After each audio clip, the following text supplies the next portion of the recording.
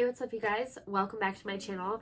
My name is Rhiannon and today I'm going to be making another borderline personality disorder video. So today I just wanted to kind of sit down and talk about my experience the past month and a half when it comes to self-isolation, self-quarantine, and being by myself during these times. I wrote down a couple things that have kind of been coming up for me, but I just kind of want to talk freely and discuss how having borderline personality disorder and being in isolation can kind of clash with one another. And as I'm making this video, my anxiety is really high, so I feel like it's gonna take a lot of effort to get sentences out. Like, I can already tell that I'm pausing a lot and I'm just like having a hard time talking.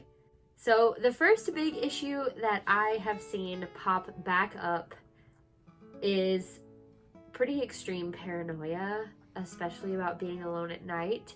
I live with Allison. Do you have to clean your butt right now? Allie and I have a house together, but in order to have two streams of income, she is currently living temporarily with her parents about 6 hours away on their farm.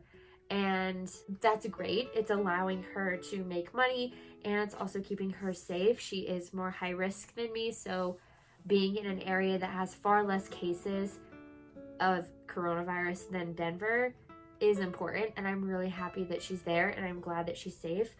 But my paranoia has really gotten bad at night. Having to sleep by myself and having to be in a house by myself is just making me very nervous. I have a really hard time with the idea that someone's gonna break in. My kind of like intrusive thought is that somebody's gonna break in and physically hurt me, and it's keeping me up at night. It's making it really hard to get a good night's sleep.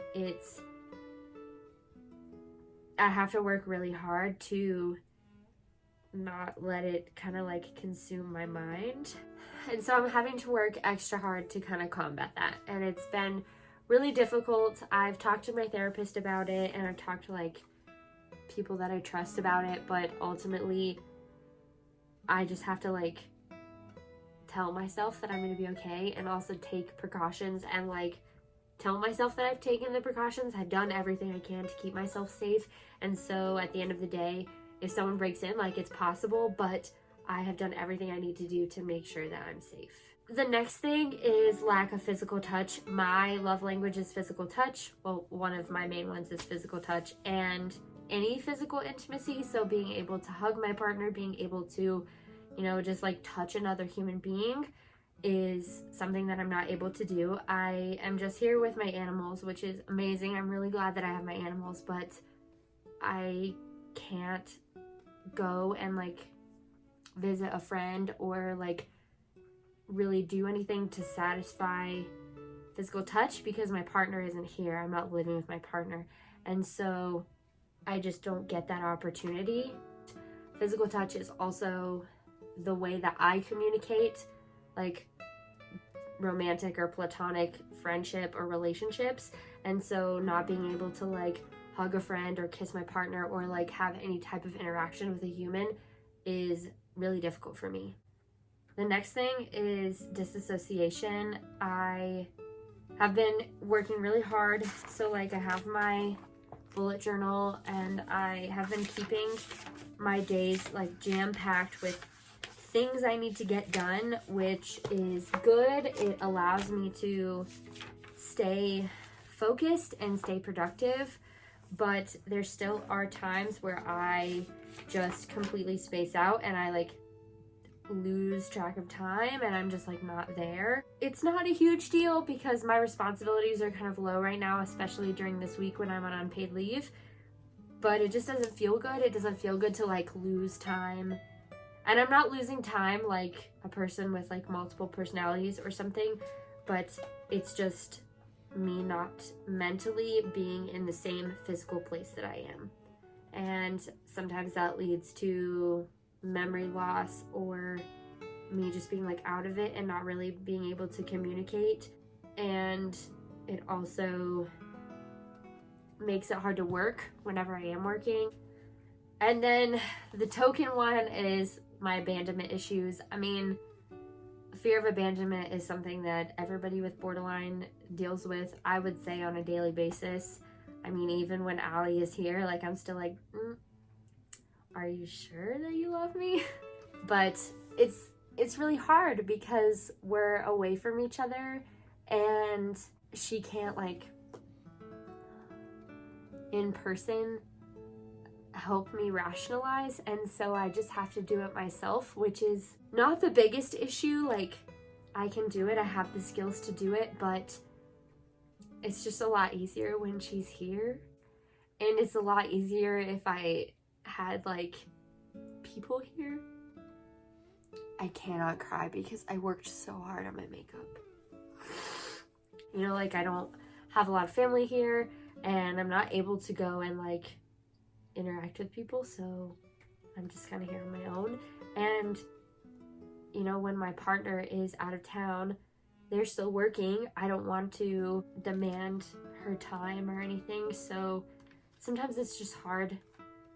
And I have to remind myself that, like, just because she's physically not here doesn't mean that she's never coming back. And I know that sounds so silly to someone who, like, might not experience this, but, like, rationally I know that she will come home. Like, she's not going to be in Springfield forever. She's not left me. But when I am panicking, or when I am, like, super agitated or anxious, like, that's just one of the things that pop up, and, like, I can convince myself that she's either not going to come back, or she's, like, not happy, or that she, like, would prefer to be in Springfield. So yeah. Some of the good things I've been doing, I've been going live on TikTok and just creating, like, a safe space for people to talk about their feelings and stuff, and that really means a lot to me. A lot of, like, what I would consider regulars are popping in every night and just, like, talking with me and talking with each other, and, you know, discussing their own kind of BPD issues and discussing their own anxieties around quarantine. And so, like, that helps. It makes me feel good that I'm creating a space for people to feel a little bit better, and, like, I'm throwing myself into, like, creative projects this week because I'm off work and I just need to keep myself busy. Oh my god, Sammy, you're so cute. I literally don't even understand how you're that cute. So that's helping, and I'm trying to keep up with my therapy appointments and make sure that I'm taking care of myself. I'm doing the best I can, but I just wanted to, like, let you guys know how isolation is affecting me, and that way, if isolation is affecting you in some way, you don't feel alone, and you don't feel even more isolated than we already are. But I just have to remind myself that this is all temporary, and that, like, I'm gonna be okay. But sometimes it's hard. Like, tonight it's hard. And I think it's hard because I don't physically have someone here, and I have to just communicate via text or via phone calls, and it just feels so disconnected sometimes that I feel like I'm stuck in this bubble. I feel like I didn't really give you guys much, but this is how isolation is affecting me with borderline. And if you are someone with BPD and you need help, check out my TikToks. I post TikToks about, like, borderline personality disorder, and right now I know I have a DBT skills TikTok up and one about my visual distortion, so if you're looking for info about that. And then you can also check out my other borderline personality disorder videos, and also follow my Instagram. I have a borderline highlight that has a bunch of factual information about borderline. And if you're just dealing with mental health issues and not necessarily borderline, you're still welcome here.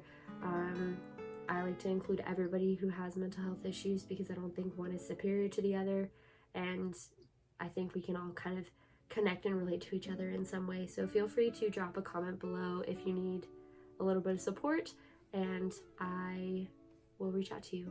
I hope that you're doing well. I hope that you're staying safe and you're taking care of yourself, and I appreciate you guys, and thank you for listening to me ramble. I will see you in the next video. which I'll be filming tomorrow because I'm filming 1 video a day. I'll see you guys tomorrow. Thank you so much for watching. Bye.